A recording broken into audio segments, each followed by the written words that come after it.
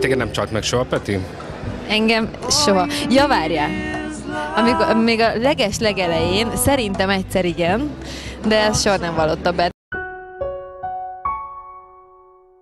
Egy idézőjeles férfias döntés után vagyunk itt. Megkerested a szerkesztőségünket, és szeretnél vallomást tenni nekünk. Miről is? Szerettem volna, hogy mondják, elejét venni a találgatások, hogy ne érje vád Pétert, velem csalta meg Katát. Hogy találkoztál Péterrel? Ki fűzött kit? Egy innen nem messze lévő koncertben találkoztunk. Én beszaladtam sportszeletet vásárolni. Péter viszkit vett, és ott akadt meg a szeme rajta. Mennyire volt ez egy szenvedélyes kapcsolat? Mennyire tudott teljesen kibontakozni?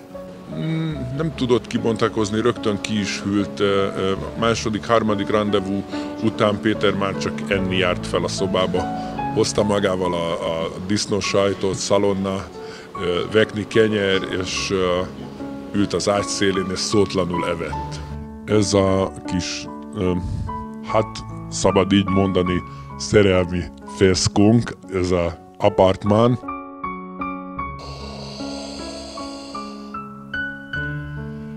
Ezt a szívet egyébként azóta ott maradt, még Péter rajzolta nekem. Elárulhatom, nem a kezével rajzolta. Sokszor álltatok itt Péterrel meztelenül, és úgy éreztétek, hogy ellenetek van a világ, hogy nem vállalhatjátok fel ezt a fantasztikus kapcsolatot? Nem mondanám sokszor, de kétszer biztos. Úgy értétek meg ezeket a pillanatokat, hogy annyira gyönyörű volt, hogy már nem is kellett, hogy egymáshoz szóljatok? Igen. Általában nem. Péter nem is tudott, mert tele volt a disznós sajttal, még szalonnával. Én meg a meghatódottságtól nem tudtam mit mondani. Kereskedelemmel foglalkozom, ezt tanultam, és kiskereskedelemmel metamfetamin, kokain, mindenféle egyébként nem könnyen hozzáférhető. Bocsánat, hogyha jól értem, akkor te drogdealer vagy. Igen, nagyon exkluzív vendégköröm van. Hogy ilyen vendégköröm tudott kialakulni, ez köszönhetően a diszkréciónak. Ezen a szent helyen ült Stolbuci. Mindig itt volt a megszokott helyen. Mindig kérdezte, jammán, mit hoztál? Mondtam, jammán, kokain, jammán, metamfetamin. Hát, ahogy ez szokott lenni. Nézd, az ember ilyen gyakran jár valakihez, mint ő hozzám. Óhatatlanul kialakul egy,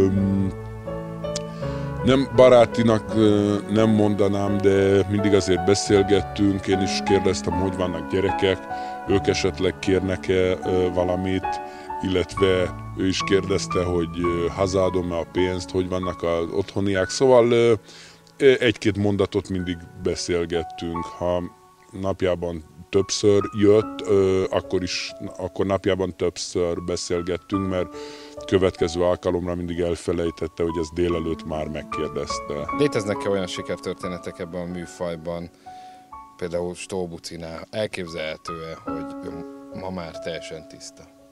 Én egészen biztos vagyok benne, hogy Buci jó útra tér, és le fog szokni, nem fog ilyen szereket használni. Láttam mostanában vele riportokat, láttam az arcát, teljesen megváltozott, biztos, hogy, és drukkolok is neki, hogy tiszta maradjon, mert szerintem ő egy nagyon rendes ember, és nem érdemli meg mindezt ezt a meghurcolást.